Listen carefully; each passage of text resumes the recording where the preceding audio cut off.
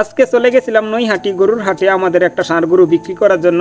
তারপরে অনেক বৃষ্টি নামছে, বৃষ্টির মাঝে সবাই নীরবতা পালন করতেছে, কারণ আজকের বৃষ্টিটা অনেক বেশি ছিল, যার জন্য সবাই নীরবতা পালন করতেছে। একবারে নিস্তব্ধ হয়ে গেছে সবাই, অতিরিক্ত বৃষ্টির কারণে কেউ লড়াচড়া করতেছে না। তারপরে এই দিক দিয়ে এক চাষা বসে বসে ঘুমাইতেছে, কারণ বৃষ্টির কারণে কোনো কাস্টমার আসতেছে না। তারপরে চাষার আমি জিজ্ঞাসলাম, চাষা আপনি কি রাগ করলেন নাকি, কোনো কাস্টমার আসতেছে না দেখিয়া?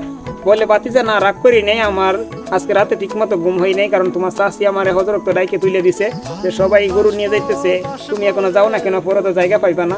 এই জন্য রাত্রে ঠিক মতো ঘুমাইতে পারি না, এই জন্য একটু ঘুমাই নিতেছি, যেহেতু কাস্টমার নাই বৃষ্টির কারণে। তারপরে আরেক চাষা চলে এলো একটা আধুনিক ছাতা নিয়ে। তারপরে ছাতারা দেখে আমার অনেক পছন্দ হয়েছে। তারপরে চাষারা আমি বললাম, চাষা আপনি ছাতারা যদি আমাকে একটু দিতেন, আগামী মাস আমি বিয়ে করবো, তো আপনি ছাতারা নিয়ে আমি শ্বশুর বাড়ি যেতাম। তারপরে চাষা বলে, বাতিজা এটা কোনো কথা বললা, তুমি আমার বাতিজা, অবশ্যই আমার ছাতারা তুমি নিবা, সমস্যা নাই।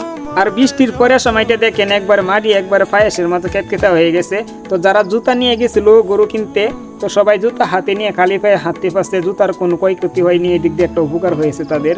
আর আমার অনেক পেন ফলোয়ারের সাথে আজকে দেখা হয়েছে, হয়তো তাদেরকে আমি চিনি না বা কোনোদিন দেখিও না, তারা আমার ভিডিও দেখে আমাকে দেখে চিনে লাইছে, বলে যে রাফল ভাই আপনি ভিডিও অনেক ভালো লাগে, আর আজকে নৈহাটি বাজার নিয়ে একটা ভিডিও করবেন, এটা আপনি ছাড়বেন সন্ধ্যার সময়, আমরা অপেক্ষায় থাকবো, দেখবো ভিডিওটা। আর নৈহাটি বাজারে কিন্তু আজকে গরু একবারে চড়া গেছে, অনেক চড়া গেছে, অনেক গরু উঠছে আজকে, দুই একটা মাঠ বসছে, খেলার মাঠটাও বসছে। তো আজকে অনেক গরু উঠছে করে, অনেক চড়া গেছে গরু। আর আমার গরু হচ্ছে ওইটা, তো আমার গরুটা বিক্রি করছি 1 লাখ টাকা। তো গরুটা সস্তা হয়েছে না দর হয়েছে, অবশ্যই কমেন্ট বক্সে জানাবেন। আর যারা যারা আমাকে দেখছেন অবশ্যই কমেন্ট বক্সে জানাবেন। সবাই ভালো থাকবেন, সুস্থ থাকবেন।